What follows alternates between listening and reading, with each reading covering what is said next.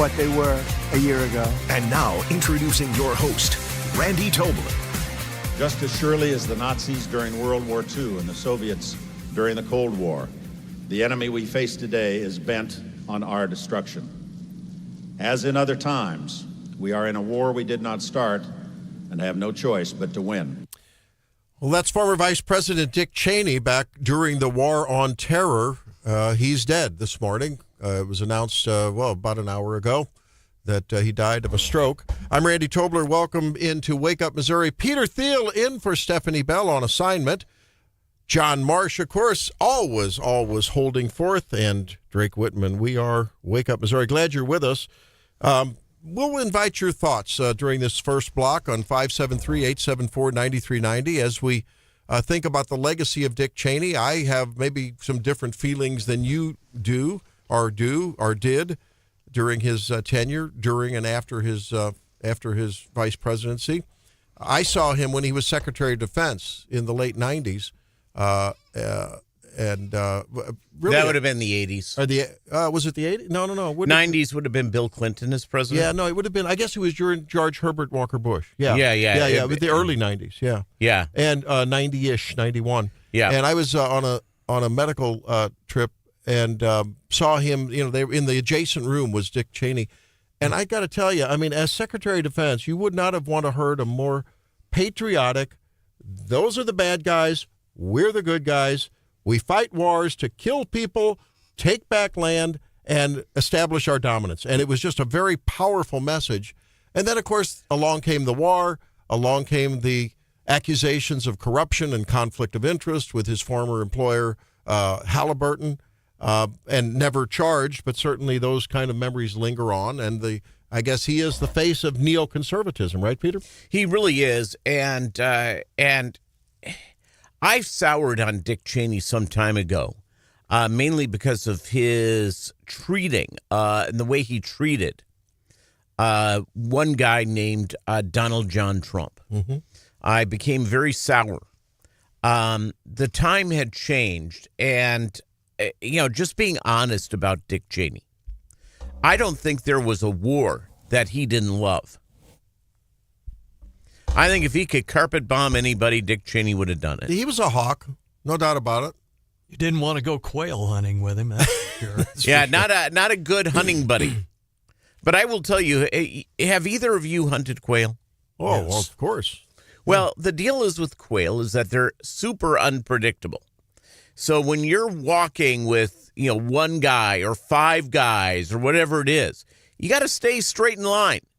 If you take a few steps ahead, you're likely to get hit by birdshot because shooting a quail is a very, very, very difficult thing because they're unpredictable. Pheasants are much easier. Are you a good shot? You good quail shot? Reasonably, yeah. It's all about the dog, ultimately, yeah. Yeah, and you've got a bird dog, don't you? I've got the best quail dog there can be. Yeah?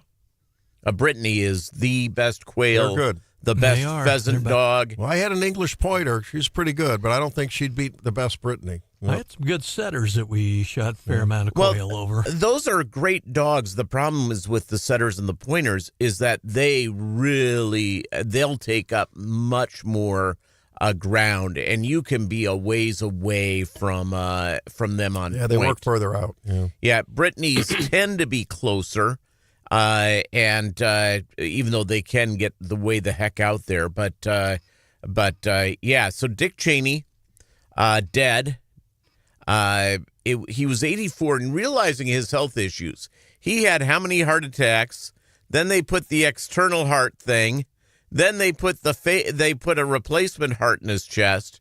He really, it really goes out to say that our medical system is really built upon. Well, can you afford to go and have the absolute best specialist? It speaks to grit, though, too. I mean, the guy wore this left ventricular assist device for, gosh, how long? A couple of years while he was waiting for a heart transplant. Yeah. Got the transplant and lived beyond that. It had to be over a decade, right? So, yeah, tough guy. Now, I do have a question. Definitely a tough guy. And I'm glad to see we have a tough guy in office now in one Donald J. Trump. He doesn't mess around either. I'm curious to see what George W. Bush says. Now, I'm expecting the former president to put out some very nice statement. But there is no question that Dick Cheney and George W. Bush had a big falling out at the end of the Bush presidency. Mm-hmm. And it had mainly the straw that broke the camel's back for Dick Cheney, who apparently was extremely unhappy with former President Bush, and let him know it, was over the Scooter Libby issue. Remember Scooter Libby? Scooter Libby was his chief of staff, wasn't he? Yeah, who ended up going to jail. And for a process crime, if I remember right. It was a process crime. It wasn't a content crime. It was a process crime. And so George W. Bush commuted the sentence, did not pardon Scooter Libby. And that really ticked off Cheney. But George W. Bush had lived under, if you followed his career when he was governor of Texas or anything else, if they're innocent, they'll get out court-wise. Mm-hmm. I believe in the system. And the system will do its job. And Cheney was completely upset about it. And also you have to think about his daughter.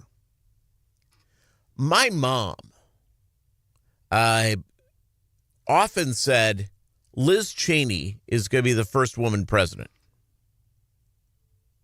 And that ain't happening anymore.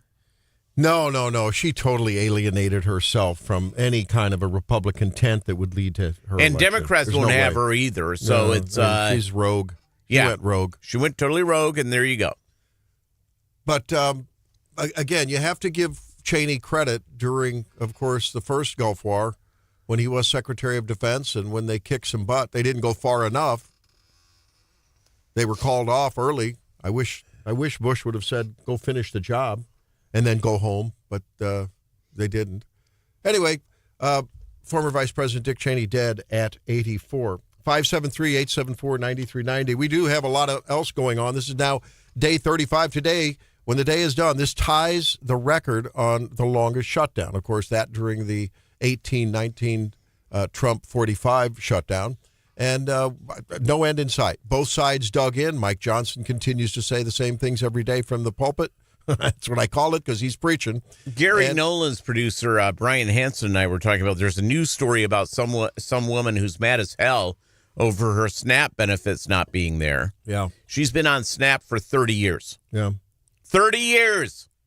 Well, and I did some research into the actual number of people, and I've heard Gary talk about this on the program too, and I've done a lot of digging to corroborate it, but this myth that so many million Americans are going to have their premiums hiked, double and triple if they don't pass these tax subsidies to support a broken system, admittedly a broken system. And the only subsidies and benefits that are going to go away for Obamacare recipients are the ones that were passed under the extension, under the American Recovery Act, and and during the COVID era. And there is absolutely no way, no how that a family of four making $128,000 should be, in my opinion, should be getting subsidies for their premiums. And here's the other problem it's a multi-thing and having to do with our benefits. And Randy, I know I'm speaking to the choir with you. It has come out, if you are somebody who wants to go to medical school in 2025 and you want to go to it, you went to, you got great grades in high school, you got your undergrad degree, getting into med school is almost difficult because a lot of our best medical schools have up to sometimes over 30% of their student body are foreign. And those people are going back to many of them are going back to their home country. Some go to serve rural communities. Yeah. And then we are now in a thing where the market sort of works in a certain way. If there's not enough doctors, there's not enough providers, and anyone who's made an appointment to go see somebody, it takes forever. Essentially, we've created a starved medical system that automatically will become more expensive because that's how the market works. And we have to really, the Obamacare system is a failure. Why? Because the government's having to go out and subsidize it. Yeah. I mean, there shouldn't be a subsidy. There's no subsidy for my house. No, you're right. Well, but then again, I mean, like you said, you are of a different mindset. The Democrats, centrist, left of center moderates, I think have come to normalize the supposition that the government will answer my difficulties. The government will either directly subsidize my lifestyle, my living, or they will create the circumstances that'll make it somehow softer on me, right?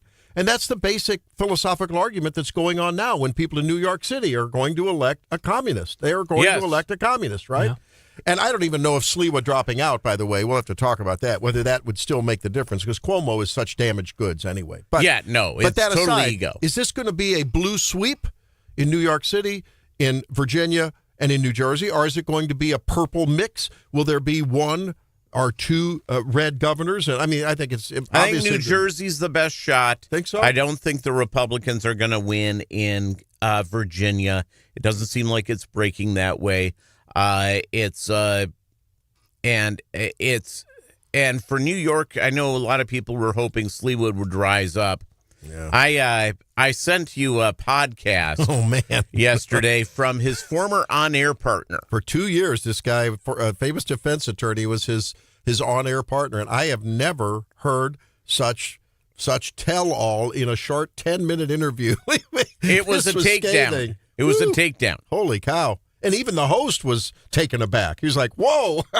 Yeah. And so Jeffrey Lichtman did a show with Curtis Sliwa in New York. Jeffrey Lichtman, high-end defense attorney. John Gotti Jr., El Chapo, rapper of the game. He's a buddy of mine. We may get him on sometime. Yeah, hanging out with Curtis other. used to have Ron Kuby on, too, didn't he? Yeah. Peter Thiel's friend, high-profile defense attorney, hanging out with El Chapo and John Gotti. I'm just saying, Peter's good friend. I'm just saying. It is what it is, baby. Don't Chris cross Arps him. at 6:35. Tanya J. Powers talking about that election at 7:10. And at 8 o'clock, at 7:35, we'll talk with Paul Perez about narco-terrorism, president of the Council of National Border Patrol. We'll be back in a moment with the Daily DC Rundown. It's Wake Up.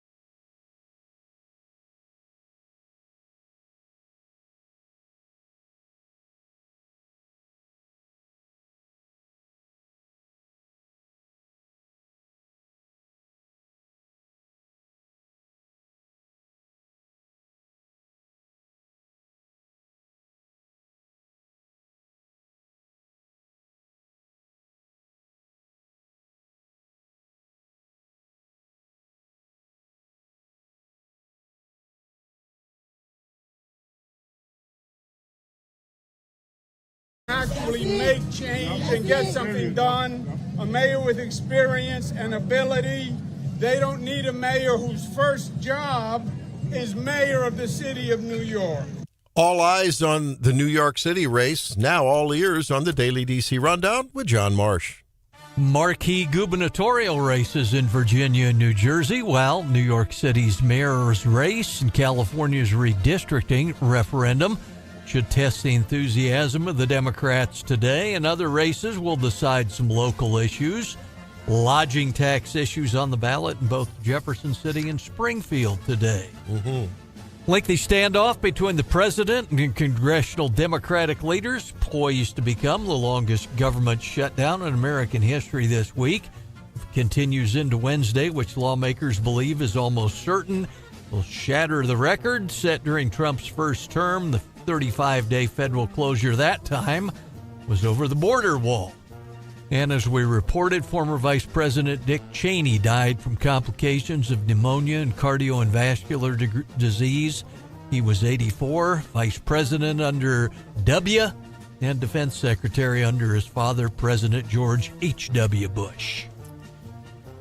And there's a lot of feelings on both sides of the Dick Cheney discussion.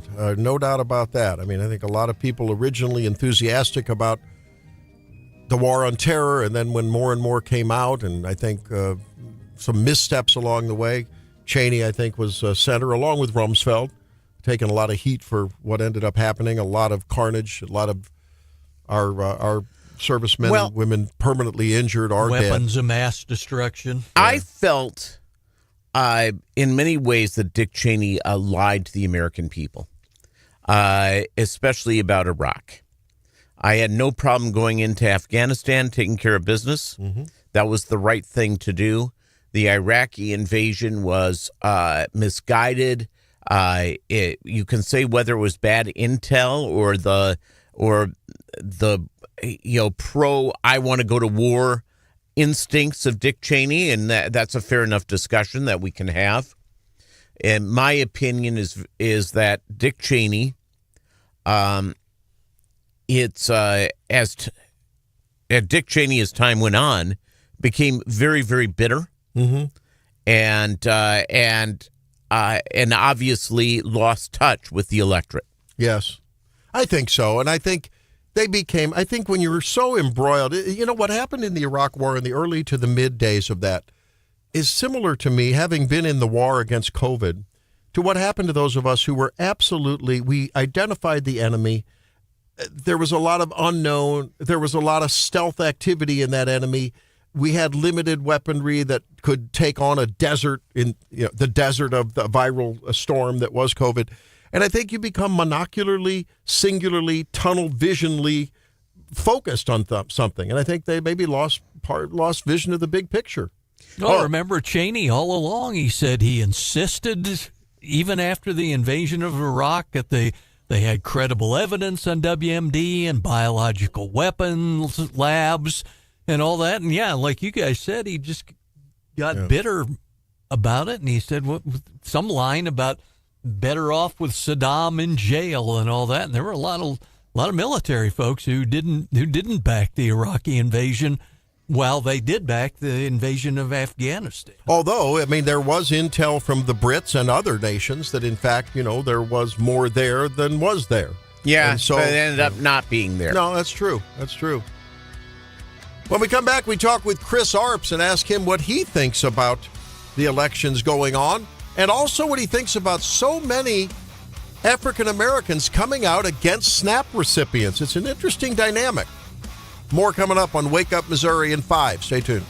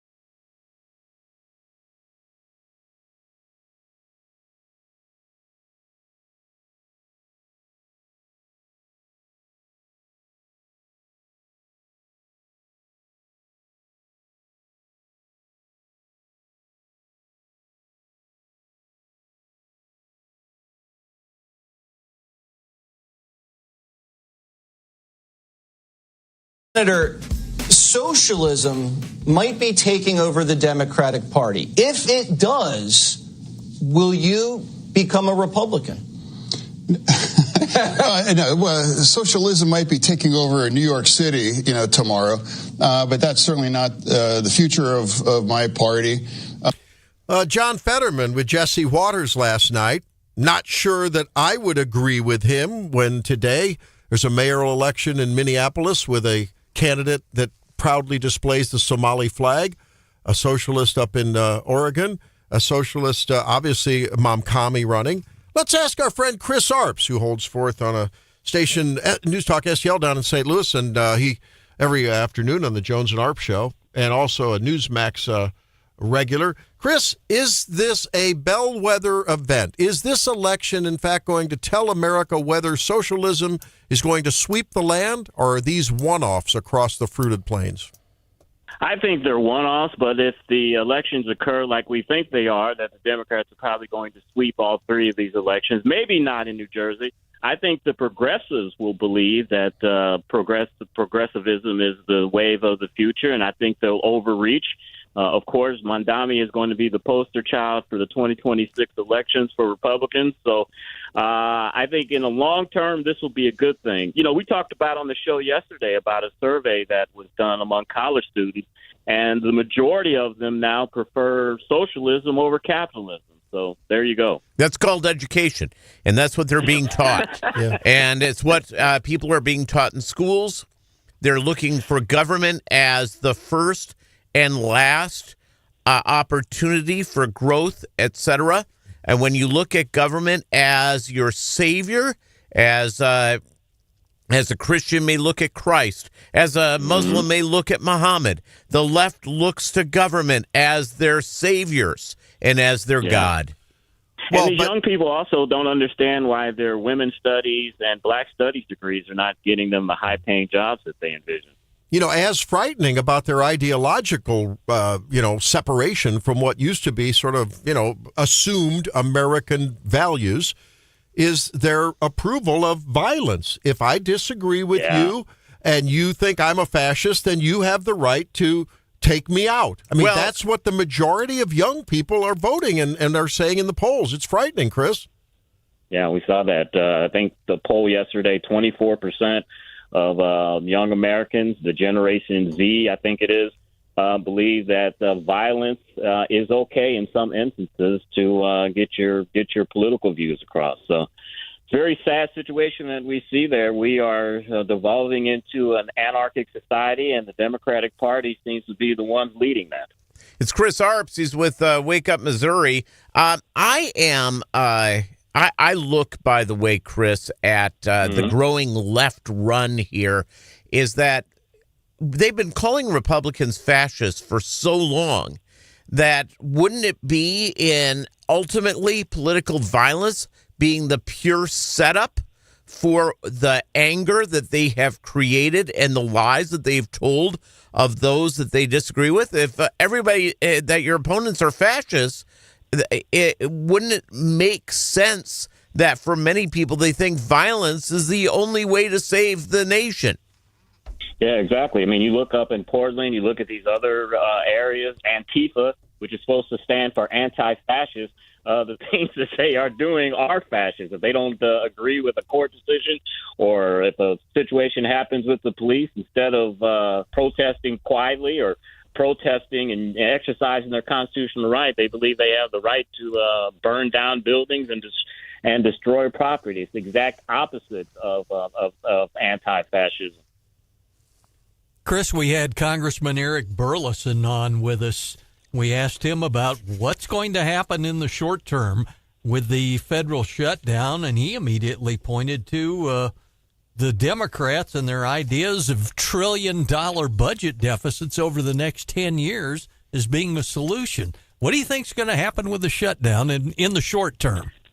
Well, tonight, if there isn't a resolution to the government shutdown, Tuesday night tonight, tomorrow will be the 35th day. That'll be the longest government shutdown ever. What I'm reading in the things that help me prepare for the show is I think the Democrats are beginning to crack. Today's election is the tipping point. They didn't want to end the government before today's elections because they didn't want to demoralize their base. But I was reading in Politico that 10 Democratic senators met behind closed doors yesterday trying to figure out a way out of this mess. Of course, we only need 5 more to come across 8 senators in order to reopen the government. So I think it's very possible by the end of the week we could see possibly a resolution of this. Senator Eric Schmidt said last week that he thinks this may be the week this ends. Chris, I don't know if it's my algorithm on X, and it just gives me these rose-colored glasses, but I want to play you a little montage of African-American men basically rebuking people who are on SNAP and they claim sort of really need to pull themselves up by the bootstraps, and just get your reaction. Listen. Sure. It's keeping a lot of people unmarried, uneducated, don't want to, do anything that will hinder their opportunity, their chance to lose their benefits. Only in America do we have people that have $1,200 iPhones checking to see if their SNAP benefits hit. Anyone who's on welfare, not for a disability, but because they can't provide for themselves, should not have the ability to vote in our society. I don't have kids, but there's no way that I have kids and I'm waiting on somebody else to feed them. It does raise interest. So, I don't know. Is this really a significant voice within the African-American community? Men who I think stereotypically by many under the former Republican tent may have been thought to be, wards of the Democrat community. And I'm glad to see it. The last election suggested that's the case. What say you? And that's where I was going to go. I think if you look at the last 2 elections in 2016, 2020, and 2024, each election, Donald Trump's share of the African-American vote has risen.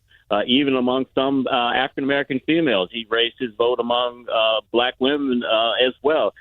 I think black men admire Donald Trump. They see a strong leader. They see that over the past 50, 60 years of the Great Society programs, African-American men have been replaced in the home with welfare checks and with government assistance. And I think this is just a rightful culmination of black men standing up and taking their place in the black family and in society, saying enough is enough, and that we can't depend on white people. We can't depend on the government to take care of our families. We need to take care of them ourselves. And I'm happy to see that. And I think this is something that is a growing trend, and we're going to see more of it in the coming years. Well, and while Trump may be riding a wave of a big Republican tent with more and more, I think, defectors from the dependent Democrat worldview, there are potential lanes for the Democrats to get those voters back. Third quarter earnings are indicating a divided economy. Quarterly earnings reports from consumer companies increasingly showing how consumers are diverging on their spending. Evidence of a K-shaped economy popping up everywhere, where the majority of the spending is in the upper 10 or 20% of the population. Is there a potential crack in this tense wall? Yeah, there could be. I mean, we saw last week UPS, Amazon, Target, a lot of major companies announced layoffs. The Federal Reserve last week, of course, lowered interest rates by 1/4 point. So there are signs that the economy is slowing down. And, when the economy is slowing down and people are worried about keeping a roof over their head or buying food, they're going to blame the party that's in charge, and that's Donald Trump and the Republicans. But I just also think long term, when you look at what the Democrats stand for and their lurch towards socialism, plus you look at the polls that show that Democrats don't support their party right now.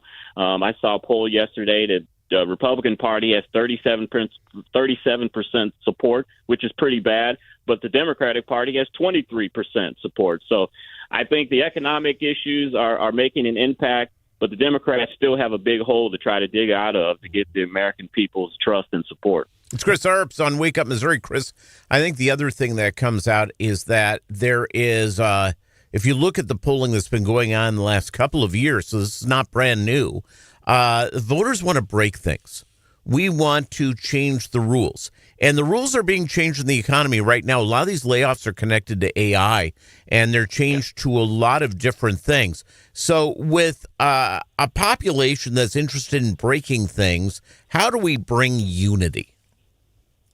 That's a very good question. I think one thing we have to come around to our shared values that, one, we're all Americans, and that we may have differences in our political views. We may have differences of how to get to the ultimate aim of making America a prosperous society and of equal as much as there can be society for everyone. But I think we just need to come around to shared values of that we are Americans. And I tell you, a couple of weeks ago, I was very fortunate to strike something off my bucket list to go to a naturalization ceremony downtown here in St. Louis. One of our dear friends who was originally from Great Britain decided to become a citizen. And to be in a courtroom, there were 46 people from 31 countries that were becoming citizens that day. And to see the excitement on their faces and the excitement of their family and friends' faces as they become citizens, as their names are called, seeing them stand up, waving the American flag, gave me a lot of hope. You know, we hear the left and on these college campuses talk about what a terrible society America is and that it needs to be fundamentally changed, where you had people that came from all over the world, from some oppressed societies, that were happy and overjoyed to become United States citizens. And I think we need to recapture that as Americans, and I think that will help create more unity. And let's not forget, when you spoke at the UMC, the chili supper for the Boone County Republicans, I was really inspired by those young people with the college Republicans, and Heather Overstreet and Paige Schulte with TPUSA, and Heather with her activism. It's good to see. And I know in my own family, a lot of young people are really true American values folks. So it's good to see. Chris, we had them on the show last week, and it was just so inspiring, both of them. It is great. Hey, Chris, thanks for being with us, man. We'll be checking with you next week in the wake of this election, which I think may be a bellwether of the midterms. Thanks, brother. We shall see. Thanks again. All right. Yeah, it is. It's not all doom and gloom. I think we're seeing a minority of students just being activists. Do you take melatonin? You have a problem with sleep? I snort it. Oh, there's some information that you'll want to hear about when we come back, but not so quick on Make Missouri Healthy Again. Stay tuned. It's Wake Up Missouri.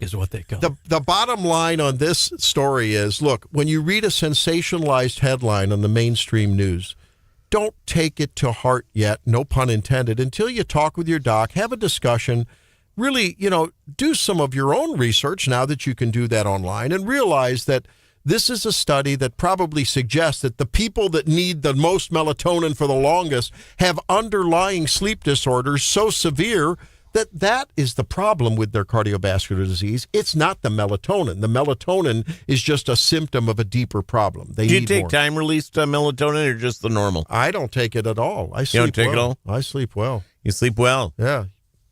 See, when I pop a melatonin, I'll pop a melatonin. Yeah. And I do the time release. Yeah, that's fine with me. Be careful when you take any over-the-counter supplement. I always suggest that you try to get a third-party analysis on it because, up to 20% of things you buy in the supplement industry may or may not have what's on the label in the bottle, or they may be contaminants. So be careful about that. Buy reputable brands, and if you're going to do that. Look, but for the time being, until we know more, if you occasionally take a melatonin, and many people do, I don't have a problem with it.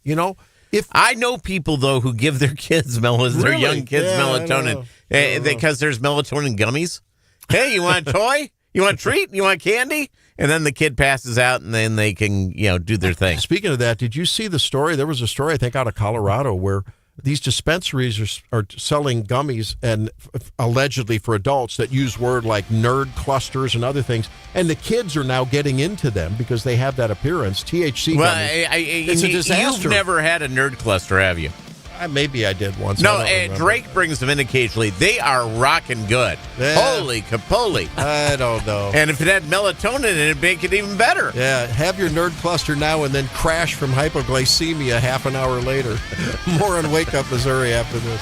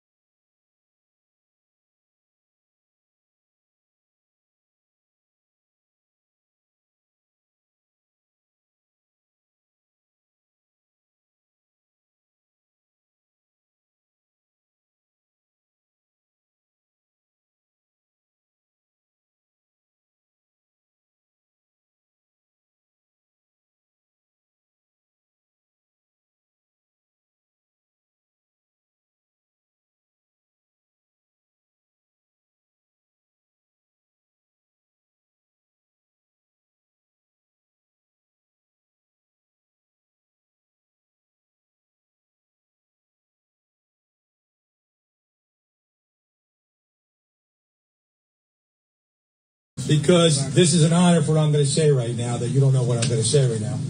But your biggest supporter that serves this country just came over overnight to serve you. Who's here? Jake, your father, your son.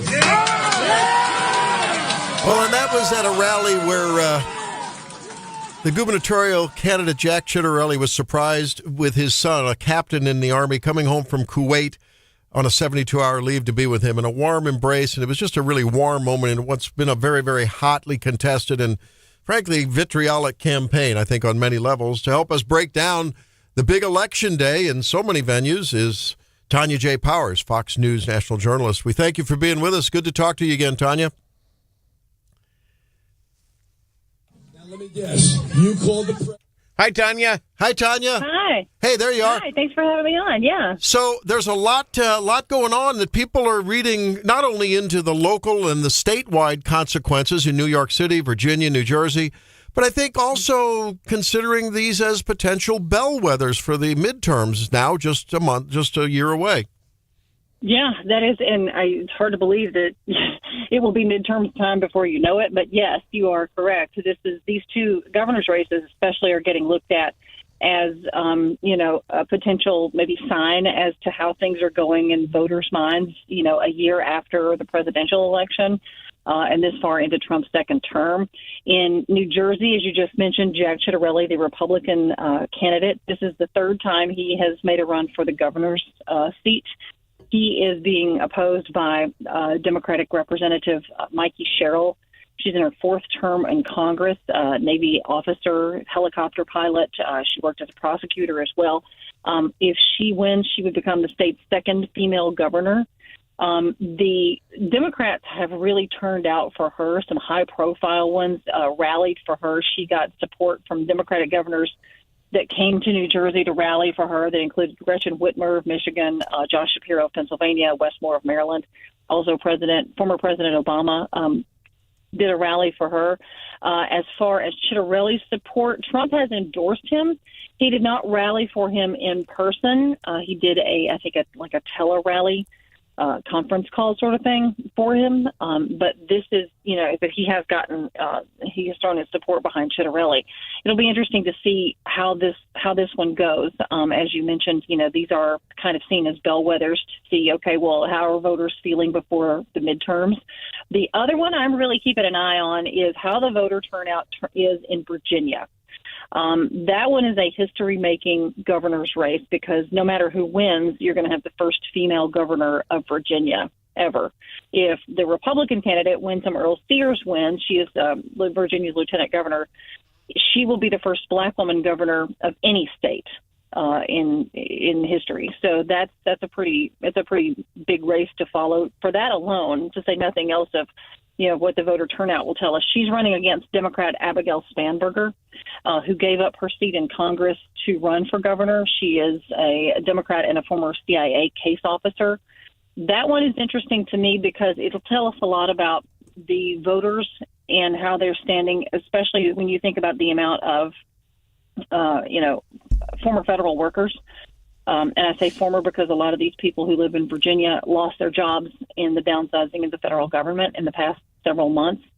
And you've also got folks who live there who are currently furloughed because of the government shutdown, folks who are still considered essential and having to work and not getting paid because of the government shutdown.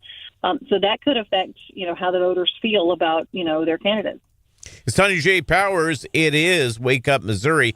Tanya, one of the stories that's coming out is that we've heard about the Democratic National Committee not having any money at all, being in debt, yet in both gubernatorial races, the Democrats have outraised the Republicans 2-1.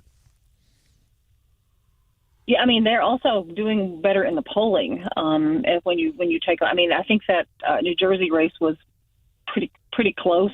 I mean, it was getting extremely close in the recent days. But as far as polling goes, it looks like they have done better in the polling. Now, again, if we've learned anything in the past 10 years, it is not to take the polling as the gospel. So yes, it still remains to be seen, what the turnout brings and what the eventual result is going to be. But that's an interesting point about the Democrats. I haven't seen any numbers on their fundraising or how their money looks at this point. But you do still have a lot of folks who are kind of wondering, okay, well, what is the Democrats' message? What are they? It seems like they can't seem to coalesce behind one message. You've got different factions of the Democratic Party who are saying different things, which is not unusual. It's just that, kind of after last year's loss in the presidential election, it seems to be taking Democrats a while to get their feet under them and go, okay, well, here's the message we want to get out. It still seems kind of fractured. And again, that's probably because, you got both sides dealing with a government shutdown right now that people are more focused on than anything else, I think. Tanya, with the passing of former Vice President Dick Cheney, what do you think his legacy is? The guy who didn't tell the truth on weapons of mass destruction? What do you think he'll be remembered for? I think he'll be remembered for that, certainly. I think he will also be remembered as one of probably the first vice president in our lifetime, at least, that didn't just do ceremonial things and like hang out just in case, he had to go serve as president. You know what I mean? He was the one that I think he gets a lot more attention because of his influence over the presidency itself. And you also have to kind of go back to his history and where he came from and how he worked in the government and the different, things he learned about the levers of government and how to make things happen behind the scenes way before he was ever even considered as vice president. I mean, that really tells you a lot about, what it informs what he did in the Oval Office and with, President Bush during his time as vice president. So I think that's got to be part of his legacy, aside from, the weapons of mass destruction stuff and, the wars and things like that. When you just look at it from a standpoint of the office, he had a lot more influence over the presidency than past vice presidents seem to. It's Tanya J. Powers. It's Wake Up, Missouri, the mayor's race in New York City. It's basically over with. We're going to end up with Mom Donnie no matter what, right? Well, it's not. I mean, nothing's a foregone conclusion, but I can tell you that, if you look at the early voting numbers, it was trending younger. And I say that because more than 735,000 New Yorkers cast early ballots ahead of the election. It was the highest early in-person turnout ever for a non-presidential election in New York.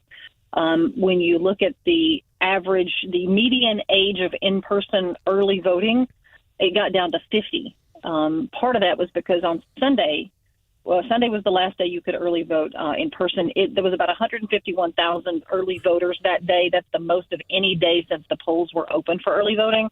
And more voters under 35 than in the first weekend combined voted on Sunday. And that's what helped pull down that median age. Now, does that mean it's a shoe-in for Mom Donnie? Time will tell, but he did do a very good job of galvanizing younger voters. You saw that in his rallies, in the turnouts, in the places that he went to try and court voters and talk to people. He was everywhere in the last year, especially in the last several days. I don't think the man has slept in a while because every time I looked at social media, he was in a different spot this weekend. Be it, early in the morning, late at night, he was all over the place. He was not, didn't seem to be, taking a moment to even sit down for a second. He seemed to be all over the place talking to voters. So I don't know if that's going to make the difference for him. He did lead in the polls handily for months. But remains to be seen what the voters are going to do. Trump has actually endorsed Cuomo, which is not something, it's not a sentence I ever thought I would say. But he did, as the last minute kind of, support, so to speak. He said Mom Donnie would bring disaster to the city. He encouraged Curtis Sliwa's voters to vote for Andrew Cuomo. Sliwa, by the way, remember, is the Republican candidate. So you have the Republican president urging the Republican candidate's voters to vote for the other guy to keep Mom Donnie from winning. So again, it remains to be seen if they're going to follow suit or stay home. That's Tanya J. Powers with Fox News. I have to ask you, speaking about the Trump endorsement, there's been a lot of notice and speculation as to why Donald Trump hasn't endorsed Winsome Sears, who's got an amazing CV. I mean, no tarnish on her CV at all that I can tell, and yet he hasn't endorsed her. A strategic move, many have said. What do you think? Good question. I mean, it's kind of just been, like lukewarm support for her. 3 years ago, she said she would not back his return to the White House. Now, she went back on that. But he didn't campaign for her in person either, like he did in Chitterelli in New Jersey. And he really didn't even, I don't even think he said her name during the telephone town hall that he did with her supporters this week. So it doesn't seem like he was all in for her. He did, like I said, do a telephone town hall, but yeah. No, you're right about that. It has not seemed, and I don't know how much of that is the candidates trying to hold Trump at arm's length just in case. I don't know if that was the case in Chitterelli's campaign or what. It's interesting. I mean, in that blue state, it could be that they just don't. They want to keep those moderates still on the possible vote yes for Sears, and there's enough TDS maybe going around in Virginia, and it could be a personal vendetta with Trump too. I mean, he does hold grudges. I think he's been shown to do that pretty handily. A time or two, yes, he has. Tanya J. Powers, we always enjoy talking with you. Look forward to the next conversation. I think we'll probably need to talking about the wake when the dust does settle, the wake of that this elections today. Thanks a lot. Appreciate it. Sure. Thank you. All right. Tanya J. Powers with us. That's good stuff. And again, why he didn't endorse Sears. Is it a personal thing or is it strategic? He endorsed the Republicans. He said, these races are tight with the governor, lieutenant governor, attorney general in Virginia. You got to vote Republican. It was all about the Republican brand. It wasn't any specific candidate. And maybe he just didn't want to alienate some moderates who may want to pull that lever for one or more of those Republicans. We'll have to see how it all folds out. We will, of course, be covering that tomorrow on the program, as we do all the time. When we come back, Allen versus Mahomes. Is there a new GOAT emerging? Is this the NFL's new Brady Manning debate? We'll ask that question when we come back. It's Wake Up.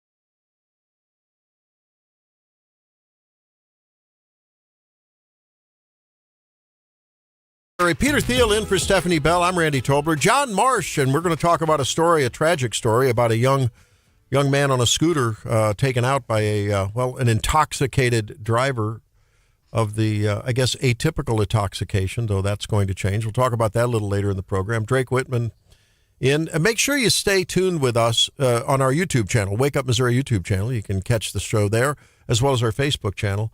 And, of course, it's a big election day. This is the 35th day of the shutdown. So much going on. Gary Nolan will hold forth after this program. You'll want to hear his take on things. He's just slightly libertarian. I always love Gary's takes. And then for those of you listening in Columbia and mid-Missouri on the Eagle Drive at 5 will be on with Mike Murphy later on. Always a Elijah Har will be on KWTO starting at 4. Always big time. Gary's listening. only slightly libertarian, correct? Only slightly libertarian. We have to, when he's awake. He keeps wanting to tend towards the center, and we kept pulling him towards that libertarian. It's our producer Drake has been going on and on saying we now have a great quarterback in the NFL named Josh. It's about time that Josh Allen's time has come, and Drake, I know you want to rekindle this. It's reminiscent of the debate between Brady, was Brady or Manning the GOAT, and now is it Allen or Mahomes? I think Allen his performance on Sunday put a pretty good argument for his but you got to do it in the playoffs. You got to be self-conscious and actually think about what you're saying, because I'm looking right here at the stats this season. Yeah. Patrick Mahomes is 3rd in yards and Josh Allen is 15th. I mean, I love Josh Allen. I think he's the better playmaker. I think he's more physical. Okay, where are the records of the teams? The records of the teams, the Bills are 6-2 and the Chiefs are 5-4. Okay. Well, I mean, I don't like going off of record alone, because the Indianapolis Colts are 7-2. The New England Patriots are 7-2.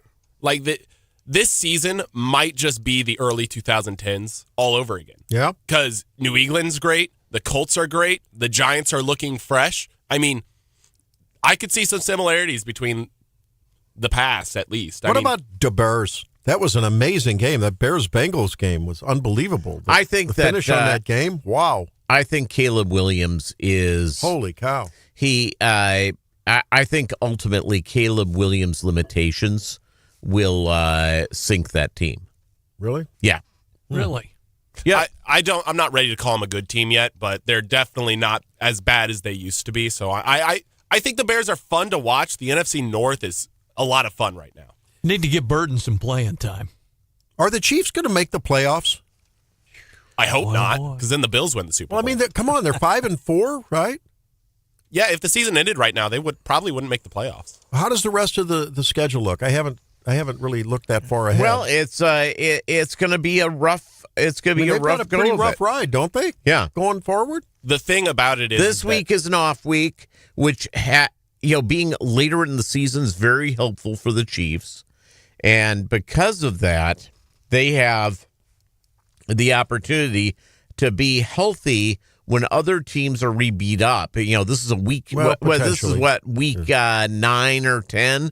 Whatever this week coming 10, up on week 10, yeah. And we have teams that had their bye week on week 5. Mm-hmm. So it's going to be a fresher team. Next game will be on the 16th as the Chiefs will be in Denver to take on the Broncos. Then we'll be hosting the Colts right after that. It'll be interesting. I mean, they've got to get their act together against some of the tougher teams and play hard, play strong, and win some of these games, and or else, boy, what a letdown for Chief Kingdom. Paul Perez coming up about narco-terrorism, shooting down boats in Venezuela. Has America been fair to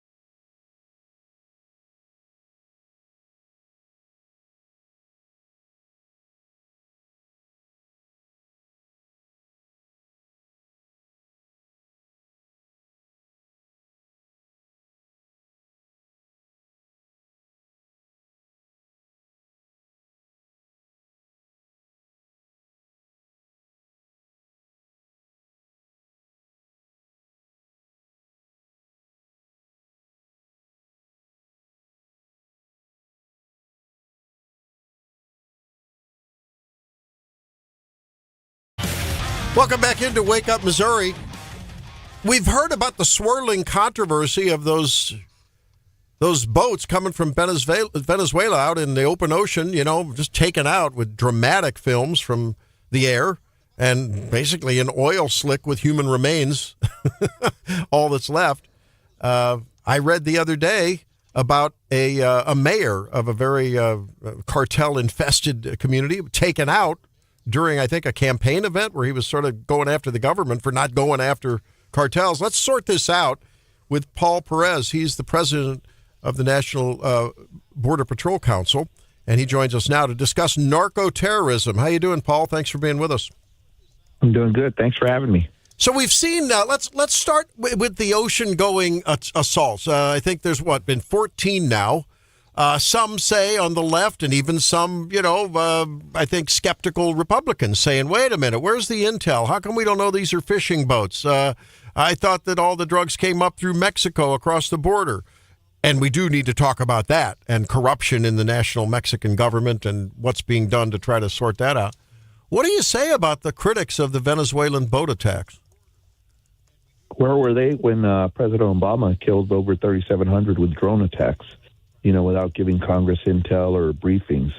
But, the thing is, President Trump, he labeled these cartels and groups as narco-terrorists and said, we will go after them, whether it's in the water, on the land, or wherever they may be, we're going to go after them. And, anybody that's defending these cartels, these are some of the most brutal organizations, criminal organizations in the world.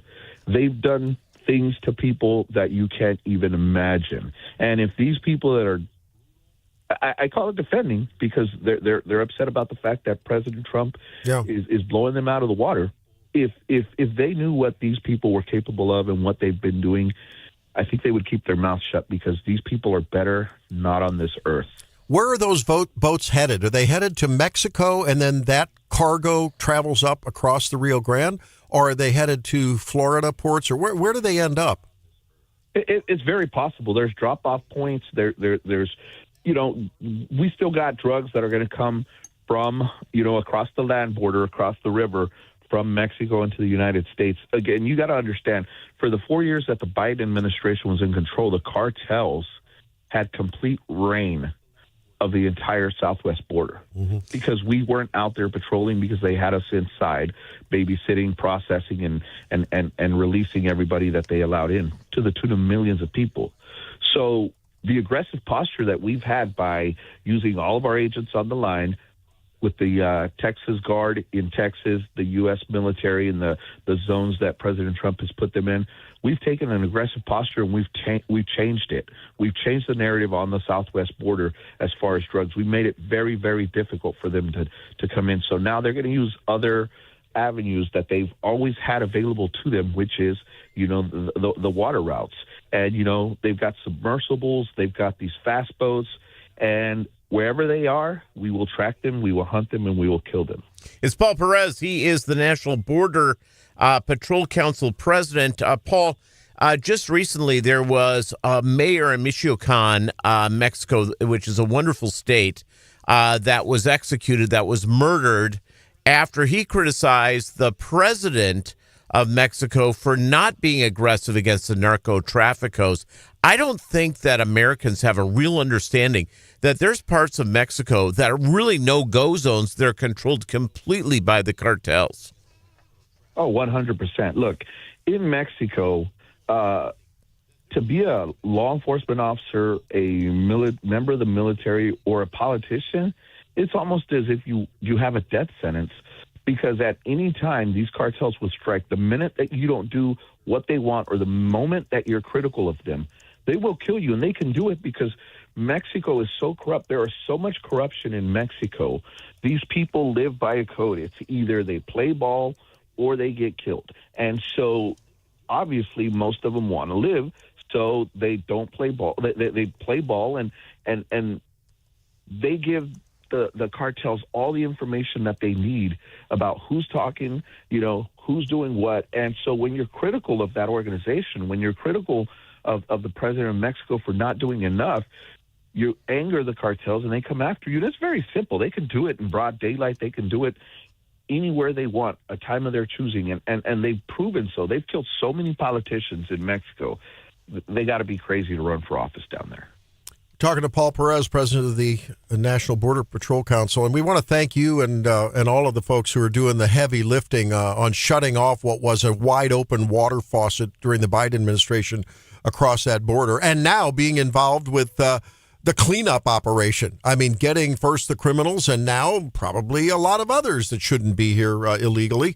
There's been reporting, Paul, that the Border Patrol contingent of the sort of the ICE operations and assisting ICE operations across the land in the big urban centers, that voice is getting more play in the shakeup at ICE over sort of the voice that says, well, we're just going to go after the hardest of hard criminals. Where is that right now in terms of that shakeup and leadership in ICE, and what does that mean to folks listening? Well, look, I've heard the rumors, I've seen the reports, but I haven't actually seen the actual removing of those FODs, the people that are in charge of ICE with Border Patrol, whether they're bringing in, moving around green shirts, which are Border Patrol agents actively to replace them. But what I can tell you is we do a completely different job. But when we go into the interior, our agents are very well trained. We're some of the best trained federal law enforcement officers in the country. Our academy is one of the toughest, and so we train in all of these scenarios. Whether it's going into the city, whether it's taking down a building, whether it's conducting immigration stops, we train for that, and we're very aggressive and we're team oriented because we work together well. So most of these ICE offices, they have 4 or 5 agents scattered here and there, where our offices have maybe a couple hundred. And so when you pull our agents together, they can be a lot more aggressive. They can be a lot more they do a lot better as a team because they train together. And so it may be that the administration saw the success of what our agents are doing, because remember, President Trump said he was going to remove everybody in this country.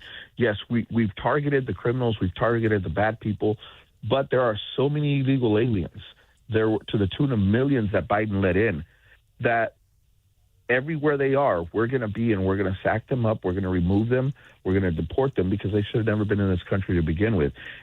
The fact that over 1 million people have self-deported should say something. A lot of people didn't believe that would happen, but well over 1 million people have self-deported because they know the consequences of staying in this country while being illegal. Paul Perez is with us. He knows about the everyday, very, very difficult job because that the Border Patrol agents do. He's in charge of that group. Some 20,000 agents across the country? Is that right? 20,000 Border Patrol? Yes, sir. Yeah. Okay. So let's address another, I think, misinformational. I mean, we hear it all across the Democrat leadership. We hear it in the highest ranking Democrats in Congress and others, that Border Patrol agents and ICE agents are hanging out at Home Depot in Los Angeles and other metro areas, just waiting for brown people to get out of a car, and then they're going to arrest them and detain them and cart them off to jail. And, oh, my gosh, this is reminiscent of the Japanese internment. Look, what does the law allow you to do? What should you do under the law?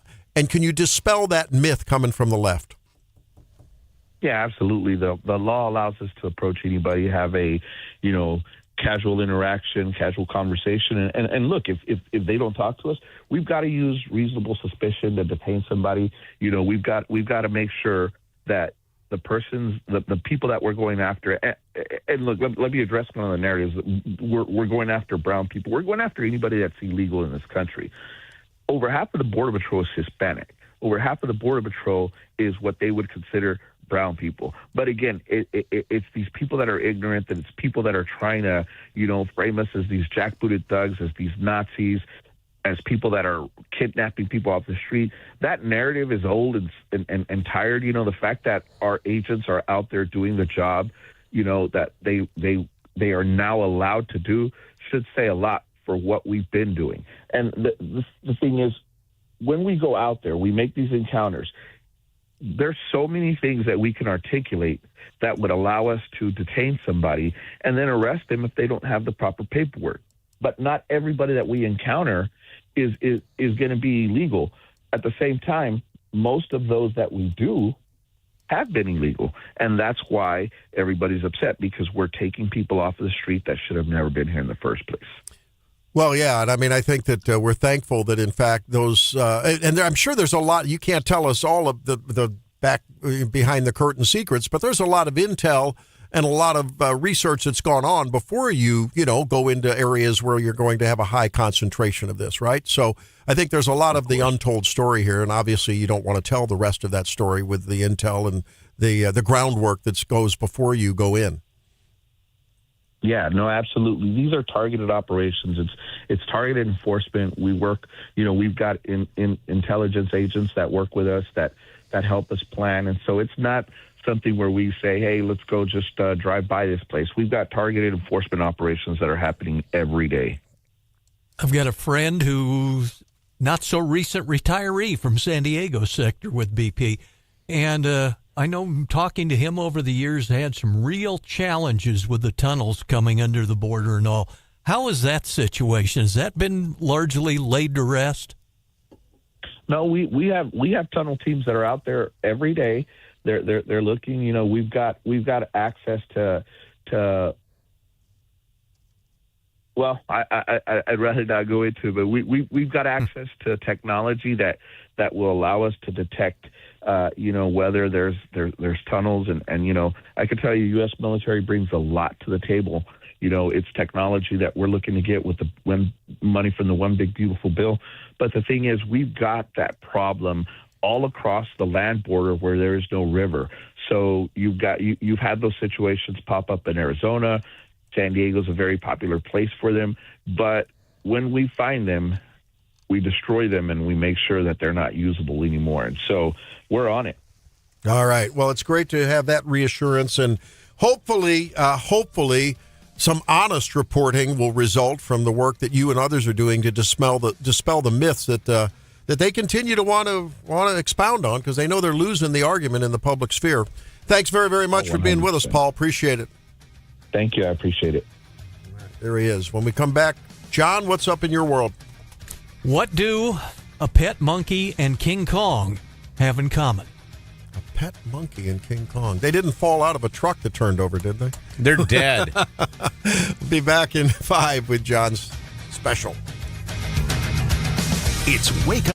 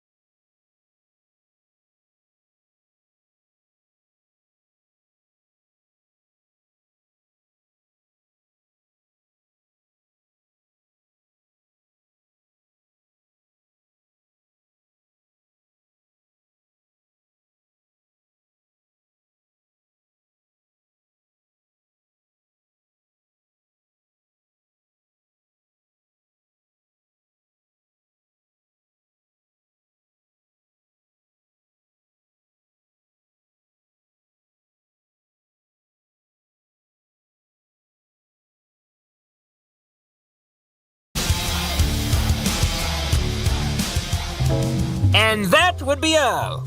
Except for this. It isn't uncommon to see costume shops across the country packed with last-minute shoppers in the days before Halloween. Usually it's folks climbing over the racks of capes, masks, and vampire teeth. But in the Spirit Halloween store in Plano, Texas, you got it. The pet primate gets loose. The monkey, clad in a diaper, became scared by an animatronic King Kong and escaped its leash, running past shoppers, climbing shelves, and swinging from the rafters. Jimmy Harris, who worked at the store, said it was pretty fun. A lot of people just stood there and watched for like 30 minutes. The whole time they were like, here, monkey, and we had kids trying to catch it. Cops were finally called, and after being offered a cookie, the monkey was released and returned to its owner. No humans or monkeys harmed. Unlike, as you alluded to going into the break, the lady who shot a runaway rhesus monkey that escaped from a truck crash along her Mississippi highway, saying it threatened my kids. You know what? There's something about shooting monkeys. It's great fun. It's funny. My buddy from Nicaragua, my college buddy from Nicaragua, talked about taking his .22 out in the jungle and shooting monkeys. It did relate. It was a lot of fun. Don't let Peter near a zoo. It's now the deal is that bushmeat. That's what they call it in Nicaragua or in Afghanistan or not Africa, where they'll eat the monkeys. They'll eat whatever they can kill, and they call it bushmeat. Yum yum. Yeah, it's usually pretty good with the garlic. That being said, by the way, Vice President Dick Cheney has died at the age of 84. George W. Bush made a statement. It reads in part that the loss of Dick Cheney was a loss to the nation and a sorrow to his friends. Laura and I will remember Dick Cheney for the decent, honorable man that he was. And also said history will remember Dick Cheney as among the finest public servants of his generation, a patriot who brought integrity, high intelligence, and seriousness to purpose to every position he held. George W. Bush. Nice words from George W. Well, Bush. he's a class act. Yeah, he is. Yeah, it's totally a class act. And while his presidency got mired in the war on terror in many ways, I think ultimately, historically, George W. Bush will be remembered highly. My impatience with Dick Cheney had to do with his lack of support of the party, lack of support of Donald Trump, lack of support of what he basically looked like he was out of step with the American public. That was a real issue. And realizing that how his daughter's hate of Trump and each other. Yes. She hated Trump so much that she basically sunk her political career. Well, hate is a strong emotion. And let's be honest about it. I think if Dick Cheney would have taken a tack towards Donald Trump, like Fetterman has taken a tack towards the Democrats. Basically, I'm still a Republican. If he would have done, I'm a Republican. I just have some differences with Donald Trump, but I support Donald Trump because he's our nominee. Yeah. Rather than he and of course Liz Cheney. I mean, just going off the deep end. That was, I think, what really sunk his stock price, right, for any kind of credibility with the GOP. I still maintain the guy was a patriot who loves America. I think he just became confused. I mean, maybe it had to do with his medical condition. I don't know. Well, and the idea here that Dick Cheney never found a war they didn't like. Well, if it was in behalf of America first, that was his version of America first. He was, Bomb him now. Is a good way to put it, Winther. Yeah. Hey, there was a tragic accident in Jefferson City that resulted in the death of a 15-year-old on a scooter. The driver apparently intoxicated or allegedly intoxicated with THC, otherwise known as weed, otherwise known as edibles. We'll talk about that when we come back at 8:08. Stay tuned.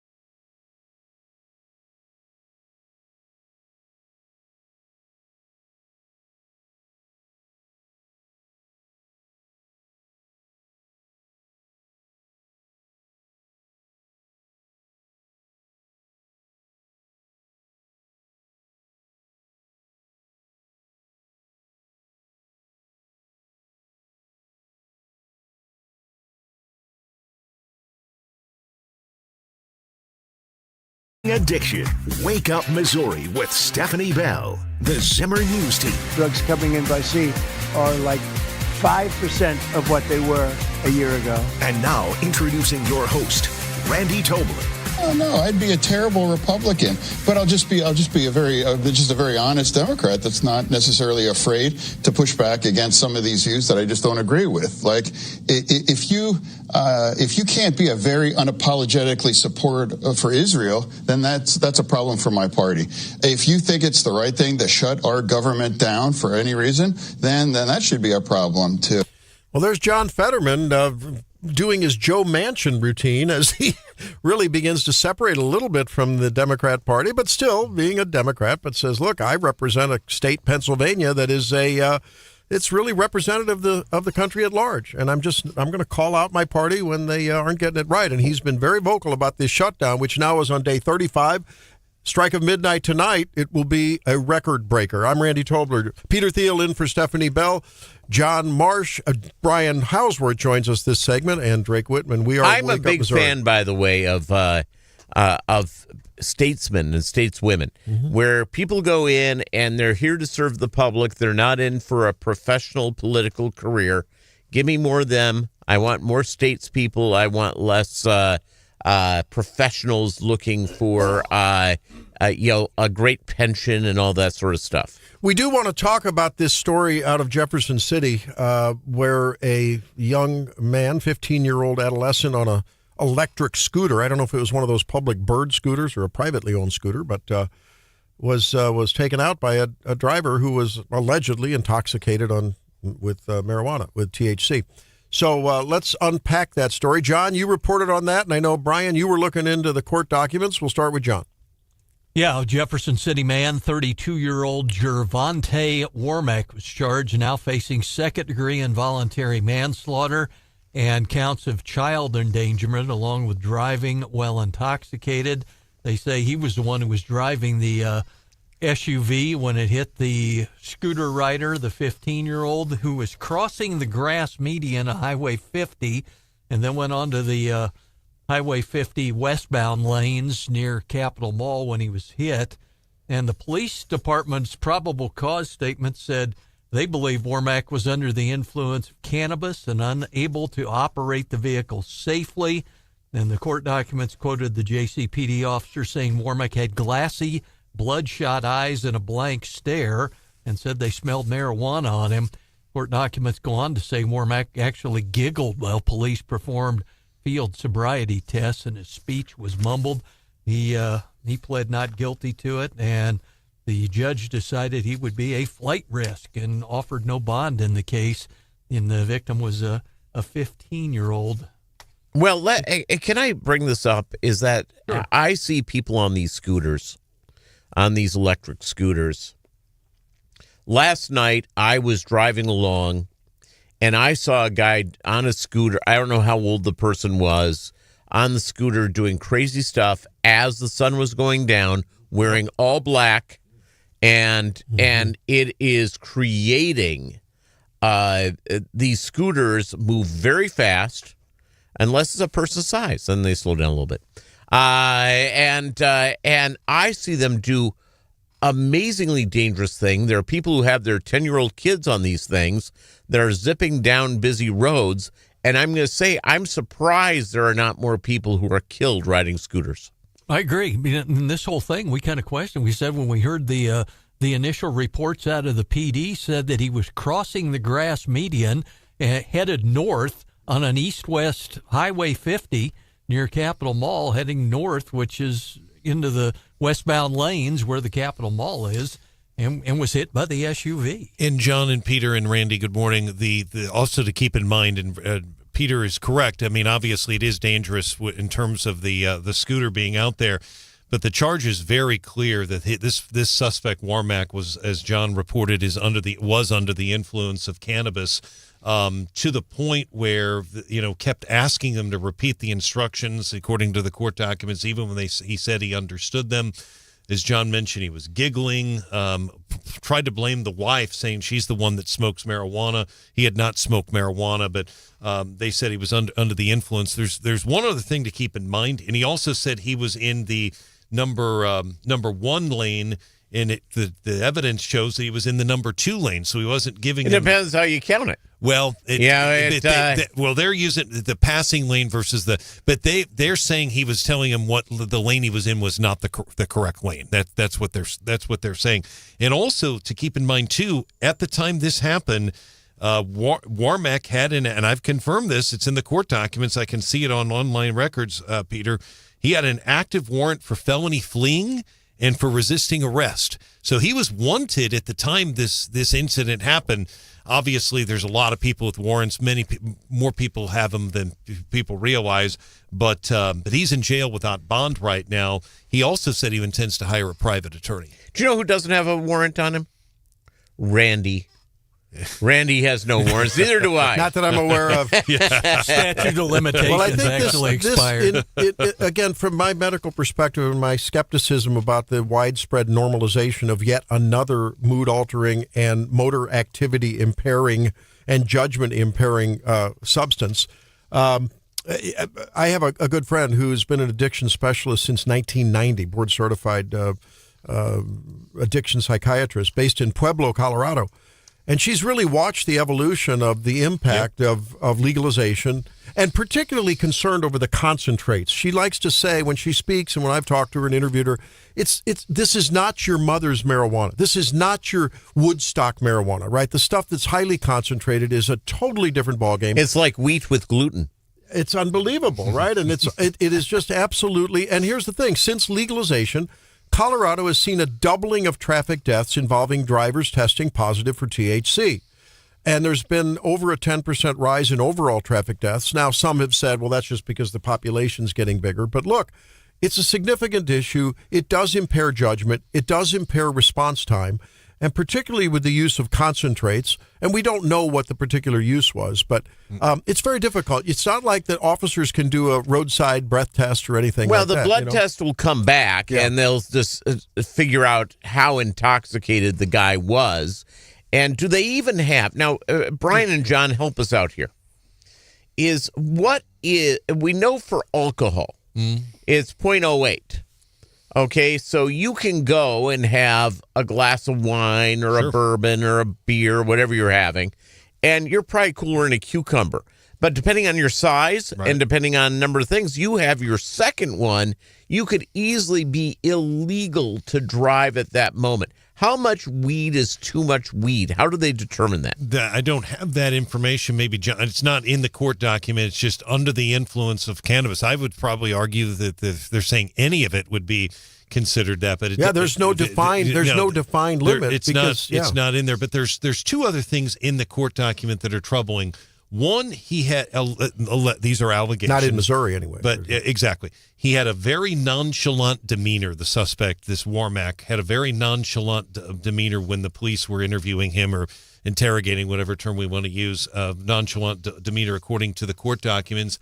And the other thing is, and this is straight out of the court document, I've got it up at 939theeagle.com and KWS.com, the defendant appeared to show no remorse for the collision as well. To your point, Randy, John and I look at the court documents on a lot of stuff, and yes, we've had a lot of crashes and stuff. Rarely, I've seen him for alcohol. I can't remember the last time recently that we've had one where they're saying under the influence of marijuana or cannabis. And not to say we haven't had it, but I don't see this. This is a huge case, not to mention he was wanted for resisting arrest and fleeing from the police as well. This guy, he is unlikely to get out of jail before the trial starts. Well, I kind of, I agree with what Randy said. The level of intoxication is 0.08 for alcohol, and there's no per se level for marijuana intoxication in the state. But, I mean, you talk about it being this super potent weed, whether people are smoking it or eating it or whatever, and it does up the, the number of DWI cases, whether they're booze or this. As best I can tell in the state, when it comes to marijuana, any detectable marijuana then opens the door for the observations of the officer and things like the bloodshot eyes. And I could tell the language that was used, bloodshot eyes, delayed response time. I mean, I think they know the right things to say that paints the picture of clear intoxication. And then, of course, it's up to, I guess, the justice system to sort that out. Yeah, and we're seeing this problem a lot. I mean, you said that in Colorado that high driving fatalities are people who tested positive for weed. The thing about weed is that it's not like alcohol where whenever you're drunk, you'll blow a whatever and X, Y, and Z. You can have it last for weeks on end. So it's really hard to tell with these kind of crimes. Hey, this guy was high because it showed on a blood test that he had marijuana in his system, but it might not mean that he was high at that time. Yeah, well, this is why when people are drug tested, I warn them. I mean, just if you had a joint because you were watching the Kansas City game last week, that potentially could show up for days, if not weeks, depending on the magnitude of the initial intoxication or ingestion, whichever, because that gets stored in the fatty tissue and then it's leached out gradually over time. And so it takes a while. It's not like alcohol's gone within 24, 36 hours. Yeah, and you bring up a very good and hair analysis too. Well, that's just it. But I mean, he I don't have to worry much about that. Yeah, one thing I'm not worried about. He did say though, he did try to blame it on the wife. As the wife, he said, is the wife smokes the marijuana, but he had not been around anyone, including his wife, that day that had smoked marijuana. The police clearly disagree with that. Now, I have a buddy of mine when recreational marijuana was legalized. This guy's a businessman. He owns a business, very, very successful. He's a big cannabis smoker. And he went into a police department with a couple other people who were regular users of cannabis and got high so the cops could know what to expect on the behavior of someone who has smoked. Good for him. And the cops went and dropped him home. But he and a couple of people sat there, got high in front of the cops. Yeah, sort of like the old radio disc jockey drinking the 14 screwdrivers in morning drive with the cop. Well, again, this is just, again, not to pass judgment on people who choose to use this, but don't think that it's just another way to have a little feel good. I mean, it can lead to, depending on how much and how soon you take it before you hit the road. I mean, it's people like to say it's just like alcohol. Well, yeah, it's just like alcohol. It can impair you. DWI is DWI. All righty. When we come back, the morning market report on the morning bell in 5. It's Wake Up Missouri.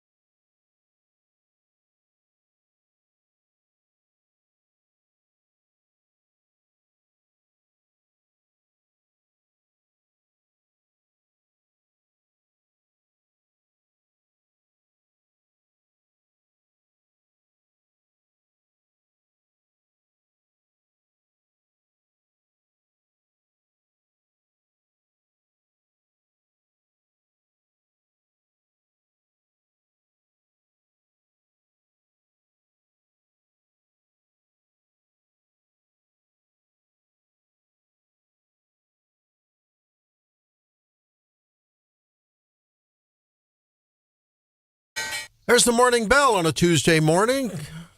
Peter Thiel brings us the bell this morning. Obviously, elections have a lot to do with it. People are looking at the New York mayoral election very, very closely because of the financial markets in the United States that are, in quite frankly, the world that are based in New York City. If Mamdani wins, which seems to be likely, the change in policy, what will that mean for that? And will there be opportunities for Missouri? If Missouri is aggressive on trying to bring new jobs to the state, which is one of the things I think that Missouri can improve on, where are those financial markets going to move? Why not? Why not Missouri? There is going to be jobs leaving and industries leaving New York City if Mamdani wins. Where are they going? Early stock market futures, by the way, Dow Jones Industrials are off 295 points. NASDAQ futures are off 408 That's dramatic. Points. Yeah, that's a dramatic 1.5%. drop. Wow. Yes. And S&P 500 futures are off over a percentage point as well. So what's driving this? I'm hearing it has to do with now some concerns. Last week we were reporting on the momentous exponential growth of the AI stocks, and now there's a little cloud over that. It seems to go to and fro. Well, we've begun to see some layoffs that many companies have done, and here's why they're doing it. A lot of it's middle management bloat, but because the federal government had changed the rules of who could be a salaried employee, now there's a lot of people who got, quote unquote, we're promoting you to junior middle manager. Yeah. So we pay you in salary. So you can work 60 hours a week. We don't have to worry about overtime. Well, now that it's come out to that you have a lot of chiefs and no Indians, so to speak, you now have corporations that are looking at their middle manager stuff and the amount of productivity, and that has changed dramatically. Also, people in jobs, especially in the tech sector, have really begun and taken on using AI to take over certain functions in their office, and that is taking away certain jobs and certain steps. Now, the one thing that AI cannot do, it cannot go out and come at this point. It cannot innovate. It needs humans to do that. It needs humans to prompt the AI, whatever brand it is, to make it work.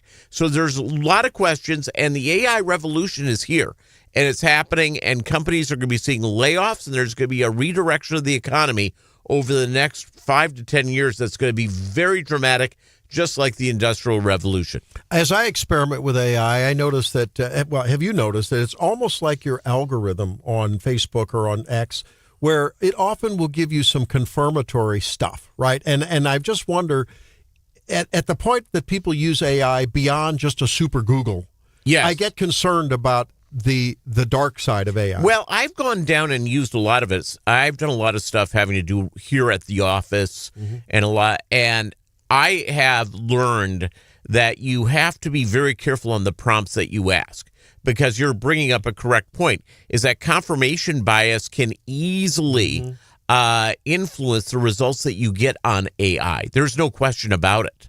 And now if you're looking at AI and you're asking the right questions, the right prompts, the right information, then you double check the data that you receive.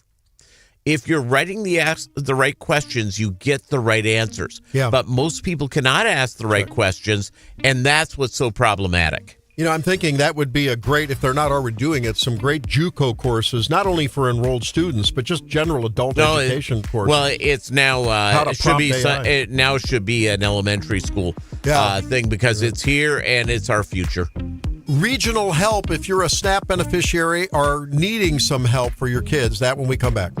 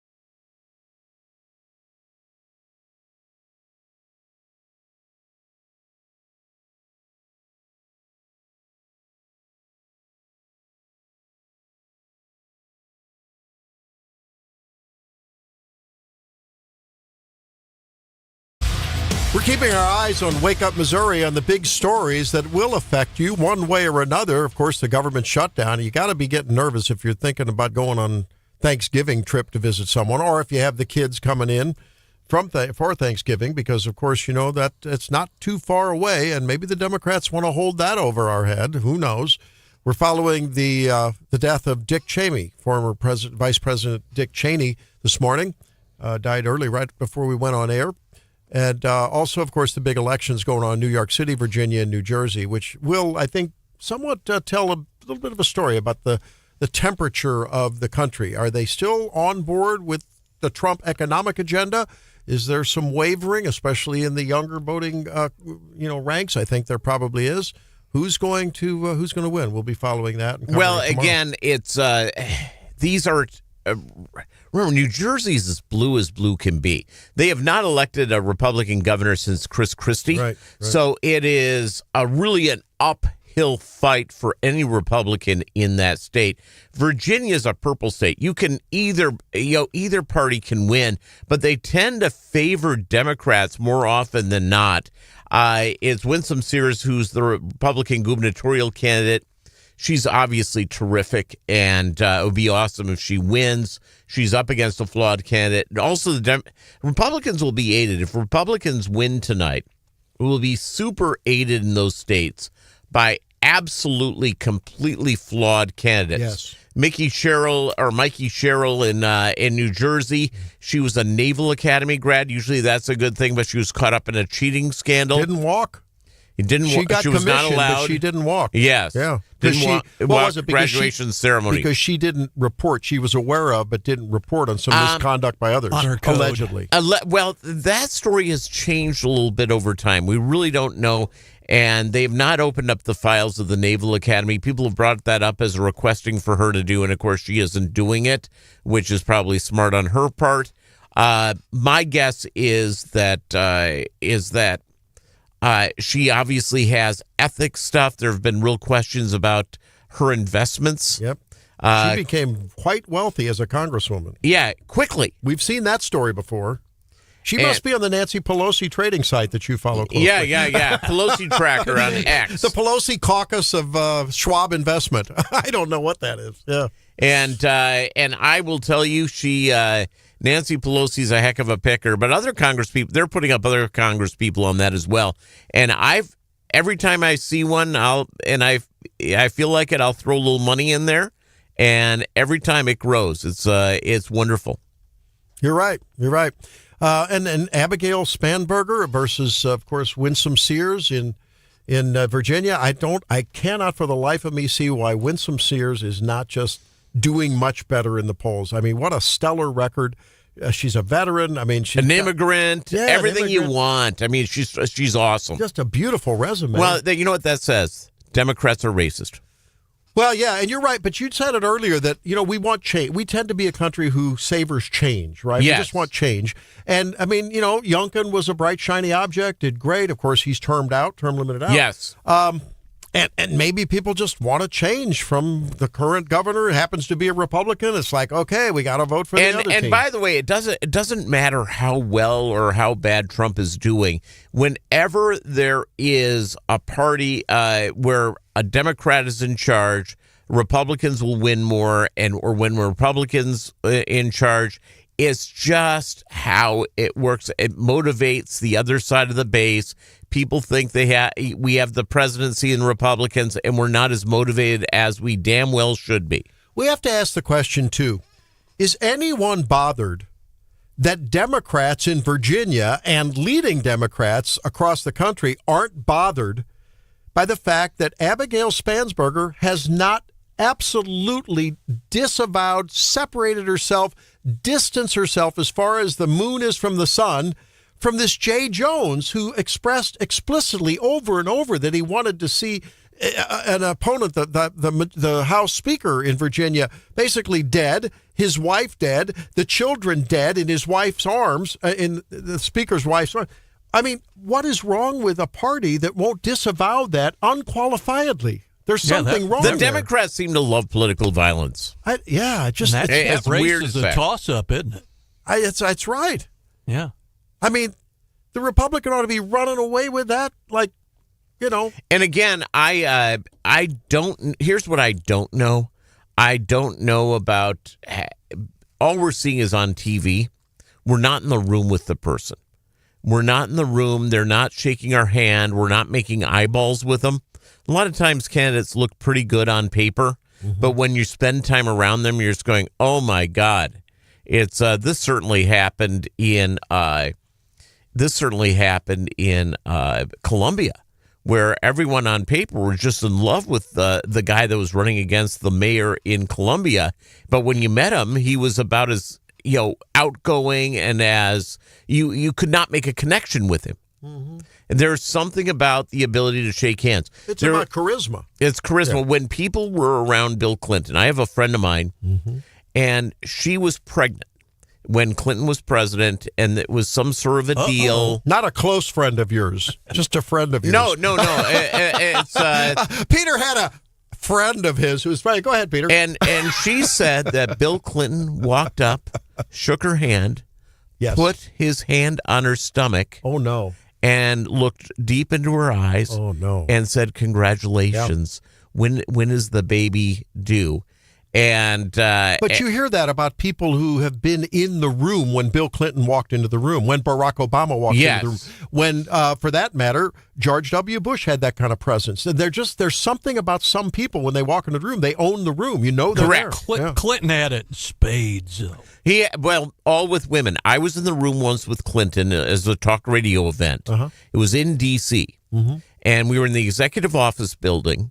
Hillary spoke, Tipper Gore spoke, she was drunk, and eventually Bill got there. And I like looking at charisma. I like gauging that. And I thought he was reasonably charismatic. I did a spot check of people in the room that I was talking to. All the men agreed with me. Yeah, charismatic, not over the top. All the women in the room, wow. It was a romantic attraction. Yeah, and he so charismatic and gorgeous. Yeah. And these were from Republican women that I know that were in the room. He had a certain, now you'd look at him and go, bulbous nose, and, it's... I did not have telepathic sex with that woman. Yeah. It's, and so that's... Yeah. That's how it goes. Is Trump like that? I would assume. I was in the room with him once. Yeah. And this is well before he was hosting the Celebrity Apprentice. It was at a Lieutenant Dan Band concert with Gary Sinise. I performed with the Lieutenant Dan Band on a fundraiser. They performed here in Cole County once. Yeah. And so Trump arrived, walked in the room with Melania. Oh. And this is 2011 maybe. And yeah, everyone knew he was there. Yeah. It was, I didn't get close to him. I didn't meet him, anything like that. But that being said. And they say he's not the bellicose, sort of combative guy in person that he is on the stump, that he's warm and generous and gracious and yes. inviting, Yes. Yeah. Really interesting because you don't get that impression when he's up on the stump at all. No, I don't anyway. I look at him on the stump, and I'm going stand-up comedy stuff. Yeah. Trump says so many amazingly funny things, and he does it today. They put out press releases just to troll the left. And I have a couple of left-wing buddies. I think we all do. One of them was telling me, "Oh, this is it's like doom," and I go, "Dude, you're being trolled." No, I'm not. Yeah, you are. Yeah, you are. Sure you are. You're being his trolled. lips are moving. You're being trolled. And I said, don't be trolled. You're getting upset over stuff not to be upset over. Well, I don't know. The guy is he's an entertainer. And I think people, I feel a lot of people have the take on Trump like they had on Rush Limbaugh. I have family members. I have other, friends who just thought Rush Limbaugh was the most evil, hateful. When he would, what a braggadocio, when he would talk about doing his show with half his brain tied behind his back. Yeah. And they didn't realize that was the entertainment aspect. I mean, it was entertaining. It was fun to listen. Darn Limbaugh. Let's see what he's going to say today. And I was around Rush a few times, and Rush by nature was kind of a shy man. Yeah. He really was. He was very self-effacing, very shy. Like the same that was said of Johnny Carson, a major introvert. Yes. Yeah. And a lot of entertainers that way. They're really sort of just quiet people, and then they come out and do their shtick, and then like sort of like Groundhog on Groundhog Day. I mean, they just go back into their cave then. But Trump was on, of course, with Norah O'Donnell the other night, and he had something to say about Mamdani, who will be the mayor of New York. With state and local elections coming up Tuesday, we asked the president about the highly anticipated mayoral race that includes former New York Governor Andrew Cuomo and Zohran Mamdani. Zohran Mamdani, 34-year-old Democratic socialist. He's the front Communist, not socialist, communist. Some- He's far worse than a socialist. Some people have compared him to a left-wing version of you, charismatic, breaking the old rules. What do you think about that? Well, I think I'm a much better looking person than him, right? With state and local elections. What a great line. Hey, she set him up. I mean, come on. That slow pitch was coming right over home plate. It's like that home run that was my goodness. that ball that was thrown to Will Smith the other night, the slider. I mean, any of us could have hit that sucker. I mean, my goodness. I was like a failure at T-ball, and I could have hit that. Well, while we muse about Donald Trump, there are people who do, and their kids do depend on those SNAP benefits. And we wanted to just give a shout out to some of the statewide restaurants and other establishments that are helping those folks out. I know the Hy-Vee locations are giving free kids meals and discounted adult meals. Right? Yeah, they're terrific. And in Springfield, I know that there's some other folks being helped down there, and I had that there. We have, in Springfield, Druff's Diner offering free meals for those who need it. Several other outlets are helping. Of course, the Hy-Vee there. And of course, I know that I haven't heard about Springfield, but I know Boone County and Columbia have given some funds to the food banks to help them out, I think. So there'll be some help, and if you just stay in touch with us and with some of the local newspapers, I think you can keep an eye on that if in fact you're struggling. Remember, better than 1 out of 10 people you'll run on the street today are on SNAP. Yeah, and I know California Grind, is that a coffee shop, I guess? Yeah, a it's coffee good. shop. They're helping out with the kids. So I think people are banding together. Maybe that's a template for the future. Maybe we depend on our family, our churches, our community, our secular, charitable organizations to help in times of need, rather than become dependent on a government that is fickle, because that's the nature of politics. I don't know. I'm just saying. Maybe this is a time for introspection on these American ways and these American days. When we come back, we'll wrap it up on the leftover segment. Stay tuned. It's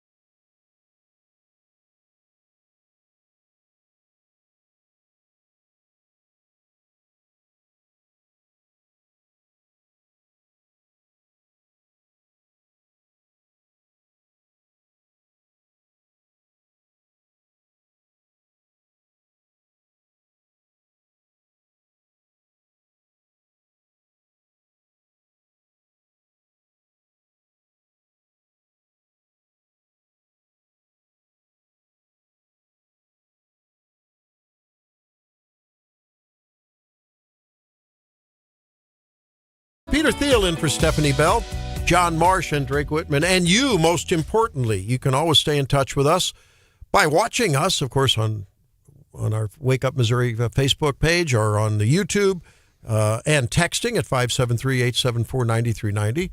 Or you can call in at 800-529-5572. Gerald does that now. Gerald, welcome to Wake Up Missouri. Hey, good morning. I wanted to say two things. First, the new Prop 3, you vote yes on that next year for saving the unborn child. I was just going to comment on the World Series when someone said they could have hit that hanging slider, too. In that situation, you got to say, yeah, in a park or in your backyard, you might be able to hit that pitch. But in the extra innings, you got to get this hit, and then all of a sudden the pitcher throws it, and there's all the crowd rooting against you, and then you have that split second to decide whether to swing or not. It's just a whole different ballgame. It was a terrible pitch to throw, though. It was an awful pitch to throw, and I was not saying that I am qualified to be a Major League Baseball player. Yeah. I was pointing out that any capable hitter in baseball would hit that sucker at any time, and the engine was terrible. And it really created the Dodgers winning again. If that ball starts breaking like it's supposed to at the right time, it's a really hard pitch to hit. It's called the hanging slider because he threw it, but he just did something ever so slightly different that caused it to hang and not break when it was supposed to. So yeah, it's just one of those things. Yeah. Well, thank you, Gerald. Good call. Appreciate it, man. Appreciate it. All right. Now, I have to ask you, Peter, I only heard the tail end. I was out on assignment yesterday, and I only heard a little bit about your getting thrown out of an event. I mean, I can't imagine it was a the trunk or esteemed treat. and prestigious Peter Thiel being thrown out of an event. People don't show up at the house anymore, and I like the idea of handing out things to the kids. So I went to a random trunk or treat at a local community organization. I won't say which one it was. They didn't know I was coming. They didn't know who I was. Yeah. I just arrived, opened up my trunk, and I was giving away the two items every child wants: potatoes, and individually wrapped prunes, because strong nutrition in children is something we need to encourage. Did you say prunes? Yeah, you can get them individually wrapped. Oh, my. Just like giant raisins. Yeah. Oh, yeah, okay, yeah, like the little sun-kissed prunes. Yeah, I've seen this, okay. Yeah, no, individually wrapped, just like candy, Oh, really, like a Jolly Rancher? That yeah, kind of yeah. Oh, I thought it was... And some guy comes up to me and goes, Peter. Who are you? And I said, well, I'm Peter. And have you signed up? We don't know you. No, I saw a trunk or treat, and all invited, I figured I could come. Trying to be generous. Look at this. Being questioned and scrutinized. Was it like one of those, show me the papers? Where's your papers? Was it one of those moments? It got close to that, and they said, what are you giving away? And I said, well, I'm giving away some amazing potatoes, papas, and espanol, and some wonderful individually wrapped prunes. And the steward of this organization sat there and said, those are not on the approved candy list. Mm-hmm. Well, you must leave. Peter, did you think this through carefully before you decided to do potatoes, in which, I mean, just theoretically, razor blades could be embedded. Well, I heard prunes will make mothers who have to buy diapers across the fruited plains very upset with you. With prunes, for crying out loud. Yeah, Peter. well, Stephanie Bell was the one who told me the kids wanted potatoes. That was a big, and I listen to Wake Up Missouri. And if Stephanie Bell or Randy or John say something like that, well, count me in. Prunes, though? Prunes? Nature's candy. Oh, Keep the little rascals regular. Sweet. We'll see you tomorrow on Wake Up Missouri. Never know what you're going to hear.